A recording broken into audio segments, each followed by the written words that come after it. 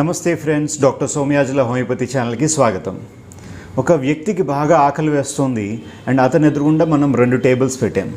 ఒక టేబుల్ పైన puri, bajji, samosa, pakodi, cakes, chicken biryani, sweets, cool drink ఇలాంటివన్నీ పెట్టున్నాం.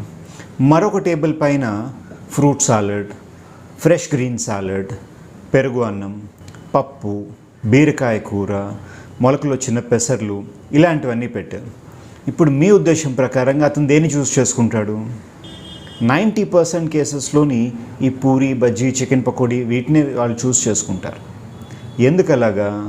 ఎందుకు అని అంటే వాళ్ళ బ్రెయిన్లోని డోపమైన్ అనే కెమికల్ వాటిని చూస్ చేసుకునేటట్టు డిసైడ్ చేస్తుంది కాబట్టి. ఎస్, తప్పు అతనిది కాదు, డోపమైన్ది. ఇక్కడనే కాదు, ఒక మందు తాగే వ్యక్తి మందు మానేయాలని అనుకుంటున్నా మానలేకపోతున్నారు. ఎందుకని? డోపమైన్ వల్ల. ఎవరైతే బరువు తగ్గాలనుకుంటున్నారో వాళ్ళ ఆహారాన్ని కంట్రోల్లో తీసుకొద్దాం అనుకుంటున్నారు, కానీ చేయలేకపోతున్నారు. లేదంటే గ్యాస్ట్రిక్ అల్సర్ ఉన్నది, కారం తింటే ఇబ్బంది పడుతుంది, అయినా సరే పకోడీలు అవన్నీ తినేస్తారు. లేదు, రేపు ఎగ్జామ్ ఉన్నది, ఎగ్జామ్ ప్రిపేర్ అయితే మంచి మార్క్స్ వస్తే లైఫ్ బాగుంటుంది, ఇవన్నీ విషయాలు తెలిసినా సరే ఫేస్బుక్లో అని చెప్పేసి, వాట్సాప్లో అని చెప్పి, లేదంటే వీడియో గేమ్స్ ఆడడం అని చెప్పేసి, లేదంటే సెక్స్ వీడియోస్ చూడడం అని చెప్పేసి, ఇలాగా టిక్టాక్ వీడియోస్ చూస్తూ టైంపాస్ చేసేవాళ్ళు ఎవరైతే ఉంటారో వాళ్ళు కావాలనుకుంటున్న ఆ సైకిల్లోంచి బయటకు రాలేకపోతున్నారు. దానికి కూడా కారణం ఈ డోపమైన్. సో ఈరోజు వీడియోలోని నేను మీకు ఈ డోపమైన్ ఏం చేస్తుంది, ఇది ఏ రకంగా ఇటువంటి సైకిల్స్లోకి ఫార్మ్ అయిపోతుంది, అండ్ ఈ సైకిల్స్లోంచి బ్రేక్ చేసి బయటికి రావాలంటే మనం ఏమైనా చేయొచ్చా, చేయలేమా, వీటన్నిటి గురించి నేను ఈరోజు వీడియోలో చెప్తాను. సో చివరి దాకా చూడండి, బికాస్ ఈ వీడియోని జాగ్రత్తగా చూస్తే మేబీ మీ లైఫ్ ఖచ్చితంగా మార్చే అవకాశం అయితే ఉన్నది. అసలు డోపమైన్ అంటే ఏంటి? డోపమైన్ అనేది బ్రెయిన్లో ప్రొడ్యూస్ అయ్యే ఒక న్యూరో ట్రాన్స్మిటర్. అంటే ఒక న్యూరాన్ నుంచి ఇంకో న్యూరాన్కి మెసేజ్ వెళ్ళాలి అని అంటే మధ్యలో ఈ న్యూరో ట్రాన్స్మిటర్ అనే కెమికల్ ఉండాలి. ఆ కెమికల్ ఈ డోపమైన్. ఈ డోపమైన్ ప్రొడ్యూస్ అయినప్పుడు బాడీలో కొన్ని రకాలైన చేంజెస్ వస్తాయి. ఫర్ ఎగ్జాంపుల్, మనకి ఒక ప్లెజరబుల్ ఫీలింగ్ అనమాట, హాయిగా ఉంది, నేను ఇప్పుడు కంఫర్టబుల్గా ఉన్నాను అనే రకమైన ఒక సెన్సేషన్ వస్తూ ఉంటుంది.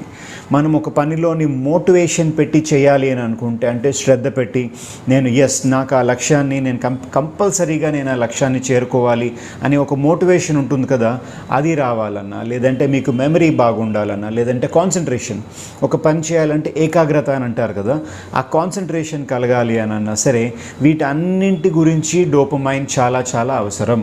అంతేకాదు, ఈ డోపమైన్ వల్ల మీ మూడ్స్ ఏవైతే ఉంటాయో, మీరు హ్యాపీ మూడ్లో ఉంటారో, డిప్రెస్డ్ మూడ్లో ఉంటారో, వీటిని కూడా డిసైడ్ అవుతూ ఉంటాయి.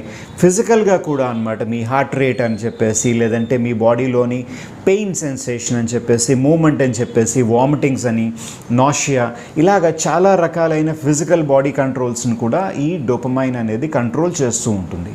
ఇన్ జనరల్గా సైకియాట్రిక్ డిసీజెస్లోని మనకి ఆ పేషెంట్కి ఎగ్జాక్ట్లీ ఏ కారణం వల్ల ఆ వ్యాధి వచ్చింది అని చెప్పడం చాలా చాలా కష్టం. కానీ ఇన్ జనరల్గా అబ్జర్వ్ చేస్తుందంటే ఈ డోపమైన్ ఫ్లక్చుయేషన్ అయితే బాగా ఎక్కువైపోతుంది, లేదంటే బాగా తక్కువైపోతుంది.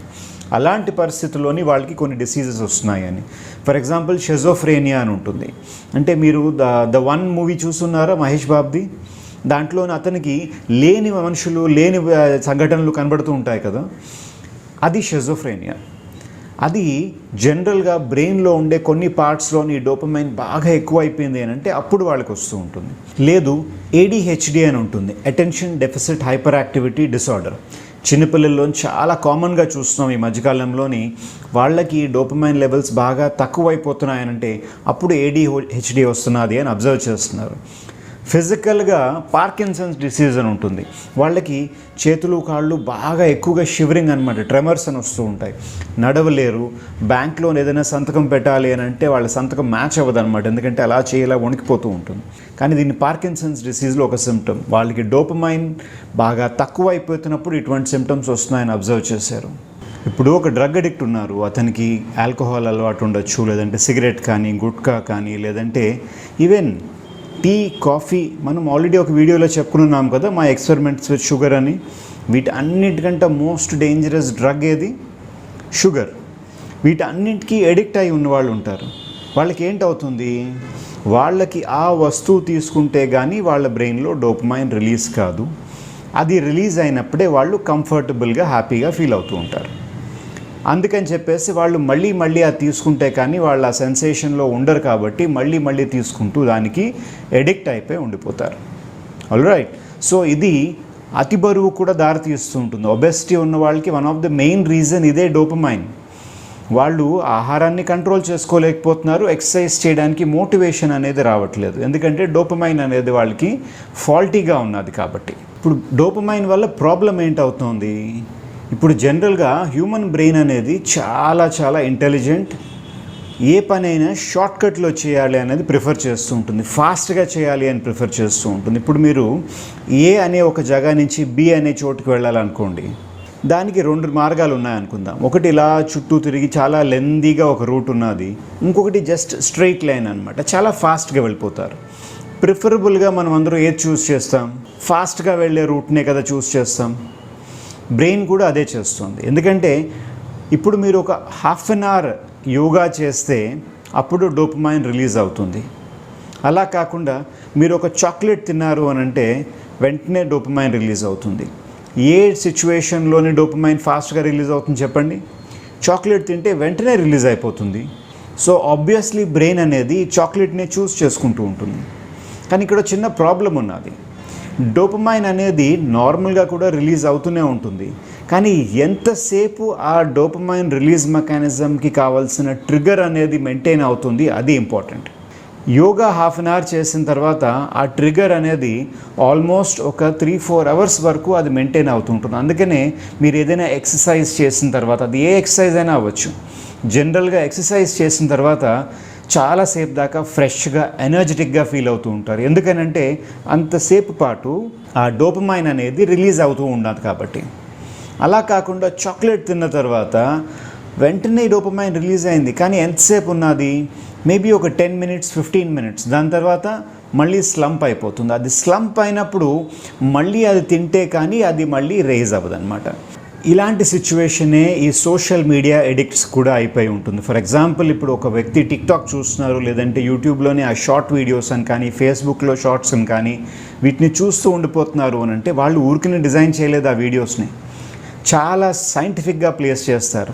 ఒక మంచి వీడియో తర్వాత ఒక 4-5 యావరేజ్ వీడియోస్ వస్తాయి, దాని తర్వాత మళ్ళీ ఇంకొక మంచి వీడియో ఉంటుంది.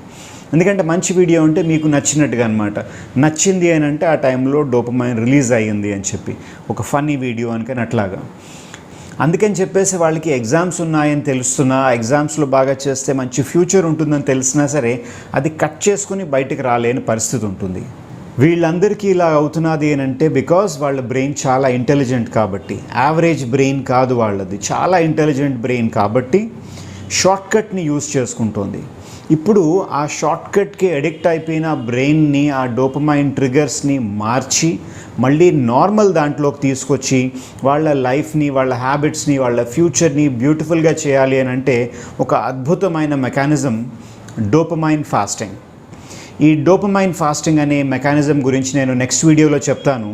డోపమైన్ ఫాస్టింగ్ని మీరు పర్ఫెక్ట్గా కనుక ఇంప్లిమెంట్ చేస్తే మీ లైఫ్లో ఉండే బ్యాడ్ హ్యాబిట్స్ అని కానీ, లేదంటే మీ లైఫ్లో ఉండే కొన్ని రకాలైన ఎడిక్షన్స్ ఏవైతే ఉన్నాయో వాటిని అన్నిటినీ మార్చి ఒక బ్యూటిఫుల్ ఫ్యూచర్కి దారి తీసుకునే అవకాశం ఉంటుంది మీకు మీరే. దీంట్లో మెడిసిన్స్ అవన్నీ అంత పెద్దగా ఇంపార్టెన్స్ ఉండవు, కొన్ని సందర్భాల్లో మాత్రమే మెడిసిన్స్ అవసరం ఉంటుంది. ఆ రిచువల్ ఏదైతే ఉంటుందో డోపమైన్ ఫాస్టింగ్ అనేది, దాన్ని పర్ఫెక్ట్గా చేస్తే చాలు. సో నెక్స్ట్ వీడియోలో మిమ్మల్ని నేను కలుస్తాను. అప్పటిదాకా సెలవు. నేను డాక్టర్ సురేష్ సోమయాజుల. సర్వేజన సుఖినో భవంతు.